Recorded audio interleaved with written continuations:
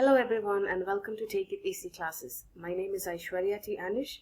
I'm a student of English Literature in the University College in Trivandrum. Today we will be looking at The Sense of an Ending by Julian Barnes. Before we move on, let's take a look at Julian Barnes was born in 1946.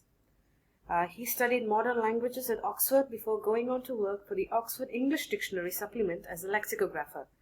And in 1977, he began reviewing books for the New Statesman and New Review magazines, and then later he became a television critic. Now, 3 of his earlier books were also shortlisted for the Booker Prize. The first was Flaubert's Parrot in 1984, and this one, here he explores the protagonist's obsession with certain features of the life of 19th century French writer Gustave Flaubert.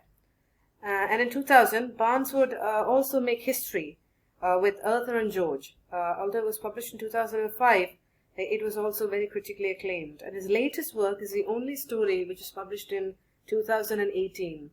His novel England, England, which was published in 1988, was also shortlisted for the Booker Prize. So let's look at the historical context of The Sense of an Ending before we go on to the summary. So the story is set in the 1960s, and it's extremely important to understand this period and the changes that it signified. Now, this is a time when Tony is shown to be an adolescent and he is in his early adulthood. And this 1960s is a period of great social change. There's a lot of cultural change taking place. There are several movements for sexual liberation, for women's rights, for civil rights. And we see how Tony perceives the 60s. And he says that it only takes part in some places, in some parts of this town. He says others are decades behind. So we see this dichotomy between the old and the new, the modern and the not so modern. Then we also see how, as Tony tells the story, what has changed. Like he talks about the right-wing reforms of British Prime Minister Margaret Thatcher. We know that the Berlin Wall fell during this time, the terrorist attacks on September 11. So the time period is from 1960s to the 2000s, and between that a lot has changed. And one important thing that Tony points out is gender norms. And now Tony is our central character, and this gender norm and the way in which he talks about it actually tells us a lot about the changes that have taken place in Tony as an individual also. Now, Tony at one point he points out something. He says, young girls, today he sees them in short skirts, which they would never have been allowed to, wear in 1960s. Nor would they have been permitted to spend time near a boys' school, like the school that he used to go to. So this talks about the extreme orthodox kind of viewpoint or the Oxford way of life that they led in the 1960s. Now, where does the title The Sense of an Ending come from? It takes its name from a 1967 book of literary criticism by Frank Kermode. And this book studies how fiction imposes cohesive structures and coherent narratives into what might look like chaos. We might not understand it. And then writers give it, a look of coherency, a kind of a way in which we can understand it. And Barnes' novel, as you read it, you would understand that people, and not just writers, all people construct certain selective narratives about themselves. So we choose to narrate something in our own way. All of us are going to have our own way of looking at things.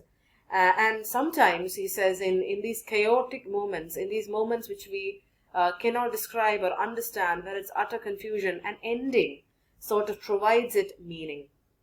So, and as we go ahead, we see so many literary allusions in the novel as we read. Those who have read Philip Larkin or Ted Hughes will see these literary allusions. They're very brilliant allusions throughout the novel. But I think we will look at that towards the third video, where we will be looking at critical appreciation, the themes and allusions and all of those technical stuff. So The Sense of an Ending begins with a set of very disjointed images. And before we go into that, we need to know that Tony Webster is the main character, and all of these are Tony Webster's memories. So I'm going to read a bit from the book so that we set the scene and understand why this is really, really important. This is how it begins. I remember, in no particular order, a shiny inner wrist, steam rising from a wet sink as a hot frying pan is laughingly tossed into it, gouts of sperm circling a plug hole before being sluiced on the full length of a tall house, a river rushing nonsensically upstream, its wave and wash lit by half a dozen chasing torch beams, another river, broad and grey, the direction of its flow disguised by a stiff wind exciting the surface, bath water long gone cold behind a locked door. This last isn't something I actually saw, but what you end up remembering isn't always the same as what you have witnessed. So this is also difficult to understand. It's very disjointed, and all of these are memories of Tony Webster, the protagonist, and he begins with a shiny inner wrist, and it ends with cold bath water behind a locked door. So Tony reflects that he still doesn't understand time very well, even though it's formed and molded him. But he notes something, that he should begin his story with his school days, since that's where it all began. So as he narrates the novel, he describes the arrival of a boy, Adrian Finn, to his all boys London high school, and this is where he has a very close-knit group of friends. He forms a big bond with them, and these other friends are Colin and Alex, and Adrian becomes a fourth person. But we see that this fourth one, Adrian Finn, highly intellectual, extremely brilliant, very clever, he remains distant from the others. And he makes an immediate impression on Tony when he makes a very clever comment in history class with the teacher, old Joe Hunt. And Tony compliments Adrian, but he's actually surprised when Adrian seems to take the comment seriously rather than deflecting it ironically. So Adrian is generally more serious than the others. He's earnestly participating in school events. He's seriously considering the teacher's questions. So you'll see that Adrian is this, he's not a nerd. You couldn't call him a nerd, but Adrian is this guy who's very smart. It's someone who everyone looks up to. And you see that Adrian is clever everywhere. He's clever in literature. So there's a scene where with Phil Dixon, their literature teacher, he says that the meaning of a poem, Eros and Thanatos, that is sex and love, and he will refer back to after his students learn that Robson, another student in school, has actually killed himself. So this is a turning point. This is where we see how philosophical they are, even over some things that they don't maybe quite not understand. So there is this rumor that this boy called Robson kills himself because he made his girlfriend pregnant. And you must remember that in the 1960s, this is a big deal. Maybe not so much of a big deal in present-day England, but at the time it was such a big deal. So after discussing the possible reasons, the boys come to a conclusion. They think that his action was extremely unphilosophical and extremely weak. You will see much later how this is a very ironic statement. So the boys feel that their high school life is, like they're in a holding pen. They're like in a pen where animals are kept. That's how they feel. They feel that their life hasn't started yet and they're waiting to get out. And we see that after their high school, Adrian goes on to go to Bristol and Tony to Cambridge. So the boys look at their high school life as if they're, in a holding pen, as if they're restricted by, all this. They can't wait to get out.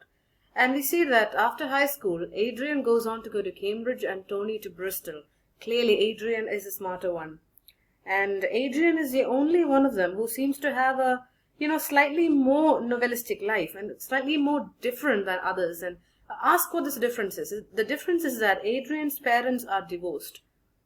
And in the novel, Barnes say that Tony says that this is what you would call a broken home.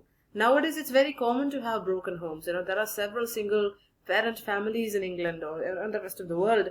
But at that time, this was very different. And at one point, I think the writer even says that they were jealous of Adrian.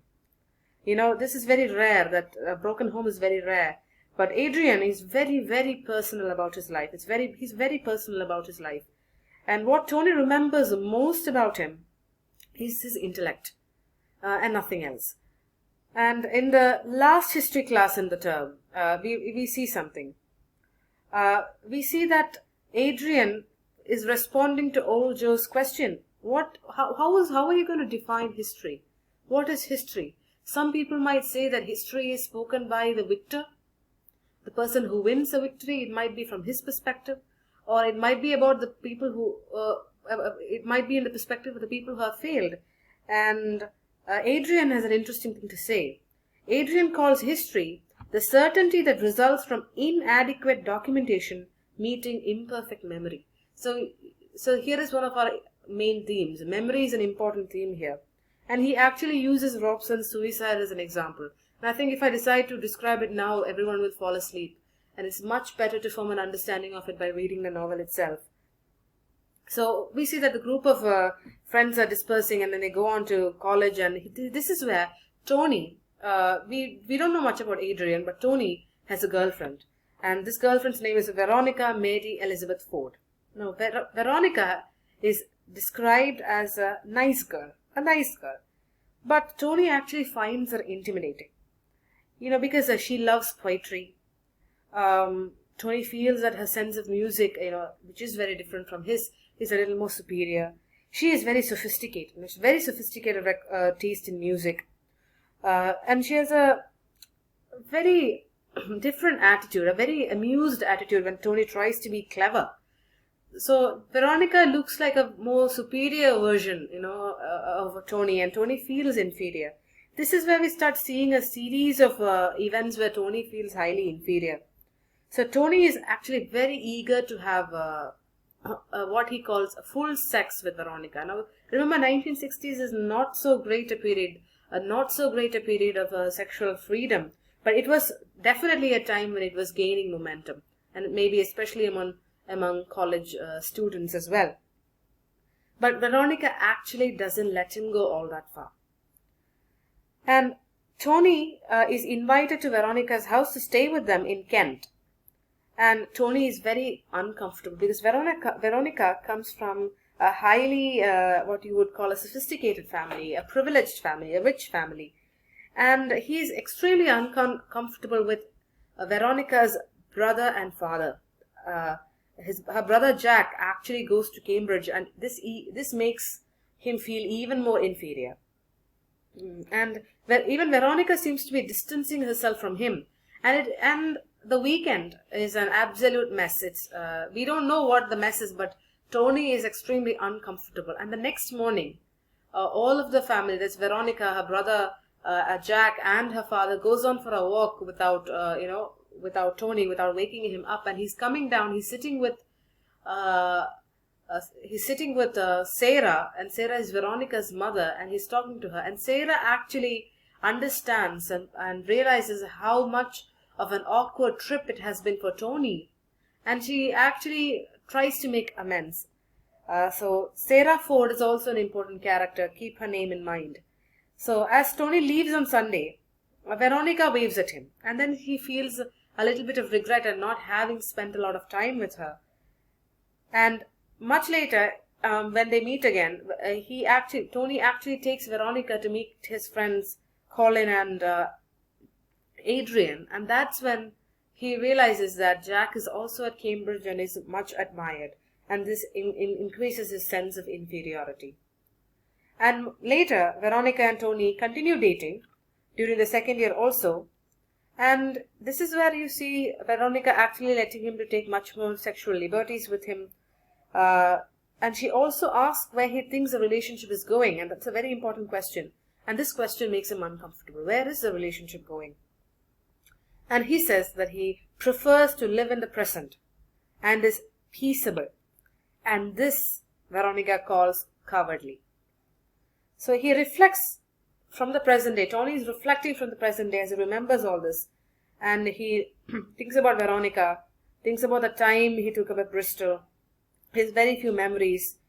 And he only has memories of one night in which he and his friends stayed up late to witness the Seven Boar. Marveling at how time seemed to reverse itself as the river changed direction for a few moments and a wave charged upstream. These are all very important moments, and you will keep connecting this to the beginning of the novel. So Tony's next memory is of Veronica, and they had broken up by then. But what's interesting is that after they broke up,